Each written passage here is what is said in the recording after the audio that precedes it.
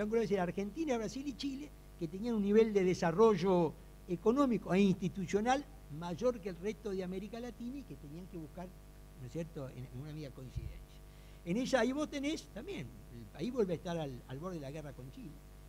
Y, ¿no es cierto?, acá hay dos visiones de Roca.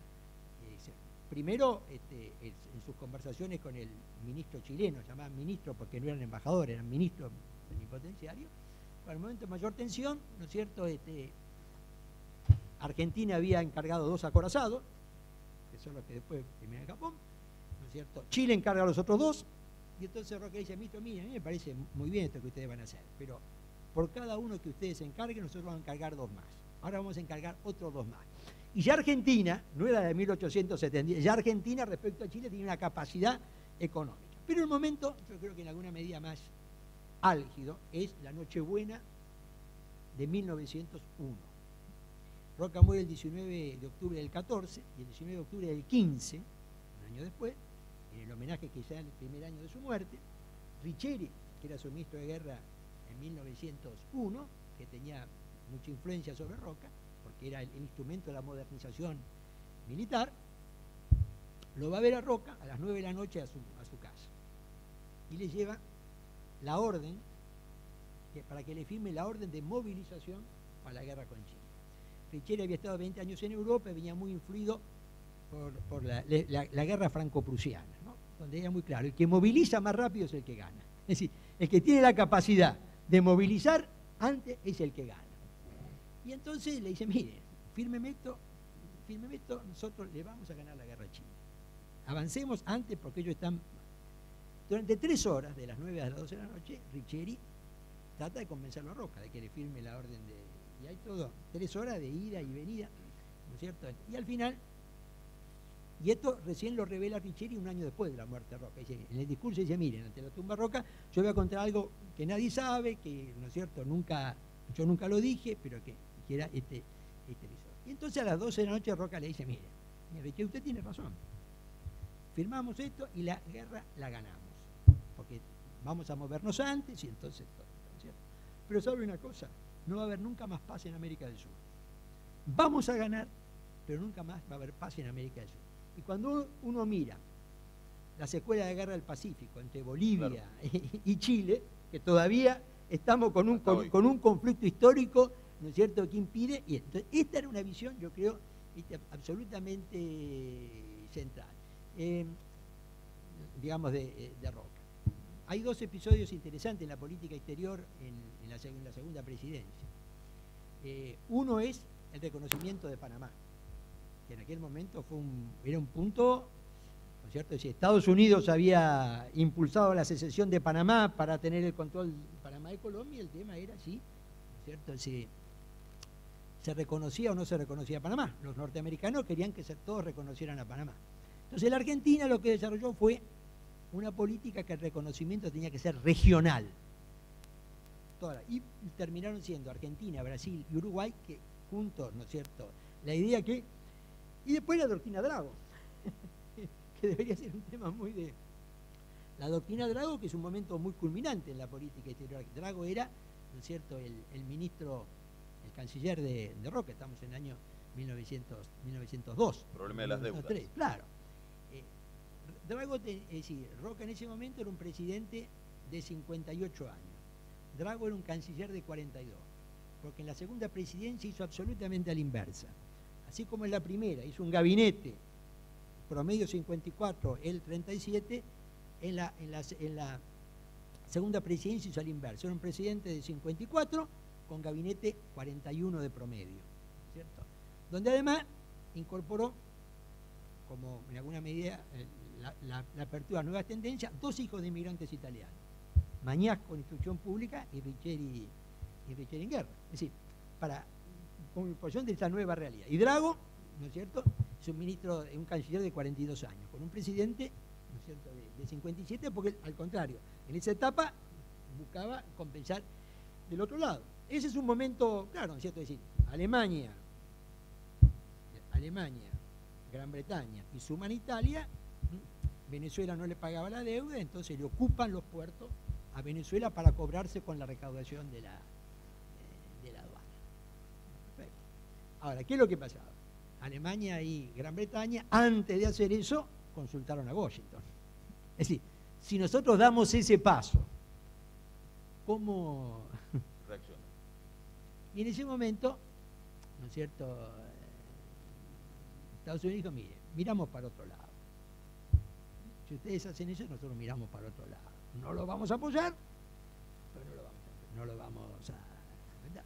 Por eso la posición que asume la Argentina, que es la teoría, ¿no es cierto?, de que no se puede exigir el cobro de deudas por las armas, diríamos que es este tema, era en realidad una confrontación indirecta con la posición estadounidense, porque la posición estadounidense era yo miro para otro lado, ¿no es cierto? Y la posición argentina era, ¿no es cierto? Bueno, la posición argentina no solamente gana para Latinoamérica, era fundamental, porque era la discusión si era un territorio o no, en realidad sujeto a transformarse nuevamente en colonia, que siempre la visión de Roca tenía que diferenciarse América Latina de lo que pasaba en Asia, ¿no es cierto? Y en África, donde el colonialismo funcionaba. Nosotros somos estados soberanos. Pero hay una serie de detalles ahí muy interesantes, ¿no?, que suceden y que con las traducciones. Porque Drago, por indicación de Roca, suaviza todos los términos para evitar la fricción. Un choque frontal, ¿no es cierto?, con los Estados Unidos. Ahora, vos hablabas recién del tema de Roca y el tiempo, digamos, ¿no?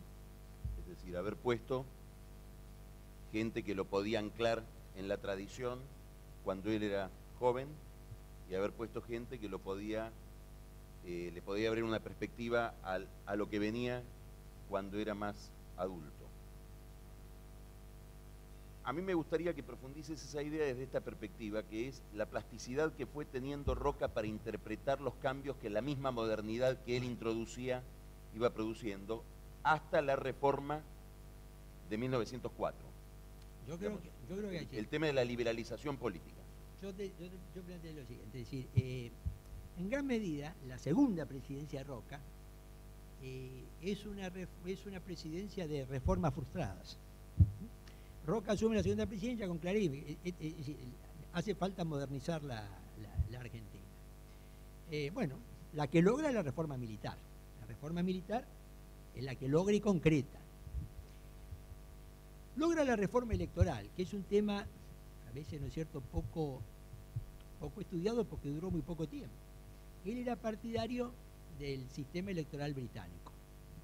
Es decir, el sistema electoral británico, que era elección, voto voluntario, elección por circunscripción. Pero además, lo británico le llevó un siglo. Le llevó un siglo a lo británico completar. Era de que tenía que corregirse gradualmente, ¿no es cierto? Él en 1902 sanciona, ¿no es cierto?, esta reforma electoral, que establece el voto por circunscripción, voto voluntario, que era el modelo británico. Que la lleva adelante Joaquín B. González. Exacto, Joaquín B. González, ¿no es cierto? Y se aplica una sola elección, que es la de 1904. Claro. Con lo cual nunca se llegó realmente a evaluar qué capacidad tenía esa reforma de poder realmente producir cambios electorales, ¿no es cierto? Ahora te llevo a uno de tus temas preferidos, sí, y te completo que esto. Es el contrafáctico. Sí. ¿Qué hubiera pasado si esa reforma hubiera prosperado respecto de la reforma del 12? Bueno, ¿qué es lo que yo te decía? La reforma produjo impactos, no produjo un impacto general, pero produjo impactos como, ¿no es cierto?, 5, 6, 7 cosas que Alfredo Palacio, por ejemplo, diputado socialista por la circunscripción de la Boca, primer diputado socialista de América Latina. Pero el sistema, llamémosle conservador, sintió tal amenaza con esa reforma de Roca que lo primero que hizo el presidente Quintana a comienzos de 1905 fue derogar la reforma. ¿Qué pensás que habrá pensado Roca de eso? No, Roca era partidario, es decir, Roca siempre era partidario del cambio gradual. Un poco, el cambio tiene que ser gradual, ¿no es cierto? Joaquín B. González tenía la misma tipo de idea, bueno, por eso lo elige como su ministro del Interior. Tiene que ser gradual. Yo creo que hubiese tenido una transformación política gradual. Lo que pasa es que en aquel momento la estructura cerró la experiencia, ¿viste? Cerró la experiencia porque la vio amenazante. Es decir, vio que podían surgir, podía perder el control, ¿no es cierto? Y no hubo posibilidad de evaluar, porque eso hubiese necesitado 3, 4, 5, 6 elecciones para ver si producía o no, ¿no es cierto?, un cambio. Irigoyen se opone, porque Irigoyen no jugaba un cambio gradual, jugaba un cambio total, como después logra, ¿no es cierto?, en el año, ¿no es cierto?, en el año 12. Pero esto siempre lo defiende, es decir, en el año 1911, La Nación hace toda una encuesta donde a las 60 figuras más importantes de la política, ¿no es cierto?, les pregunta sobre la ley electoral, ¿no? Roca contesta también, ¿no? Y Roca defiende nuevamente el voto voluntario por circunscripción gradual, etc. Y en diputado, Julito Roca, que era diputado, defiende también el mismo modelo. En materia política era admirador del modelo británico. Una reforma muy importante, acá hay dos reformas más, o tres importantes. Uno es la educativa, que se frustra. Que ella en el mensaje presidencial de 1898 dice: el modelo educativo está agotado. Esta educación enciclopedista, que prepara mucha gente para las discusiones y poca gente para la acción, está agotada. Y dice explícitamente: tenemos que tomar como modelo el modelo educativo estadounidense, que prepara gente para la producción del trabajo. Y esta reforma del ministro, que la plantea Mañasco, ¿no es cierto?, básicamente era muy simple. Dice, bueno, muchas cosas tenía, pero dice, bueno, la mitad de los colegios nacionales tienen que ser colegios de industria, agricultura y comercio. Ahora, fracasó porque las provincias consideraron un menoscabo que les transformaron un colegio nacional en un colegio de industria, en un colegio de agricultura, en un colegio, ¿no es cierto?, de comercio. Pero la idea de la transformación, ¿no es cierto?, por ejemplo, la creación del Instituto de Lenguas Vivas, y esto lo pone en los mensajes Roca, dice, tenemos que preparar a la gente para la interacción en la lengua con los países, ¿no es cierto?, tenemos que... Entonces, la educativa también se frustra en lo sustancial, sí, crearon en Lenguas Vivas, pero en el modelo de conectar el sistema educativo con el trabajo, tomando el modelo americano. Y tenés el Código del Trabajo, la reforma social. El Código de Trabajo que redacta Joaquín B. González y que entra en el Congreso en mayo de 1904. Bueno, son 440 y pico de artículos el Código del Trabajo. Es un tema muy interesante porque poco, voy a decir, en realidad los dos proyectos de reforma social integral que ha tenido la Argentina fue el de Roca, con Joaquín B. González, y otro que todavía se conoce menos, que es el de Alvear, con el Código del Trabajo de Carlos Saavedra Lama. Es decir, si uno compara ambos códigos, ¿no es cierto? Digo, el de Roca todavía algo más se conoce, aunque poco. El de Alvear con Saavedra Lama se conoce mucho menos, ¿no es cierto?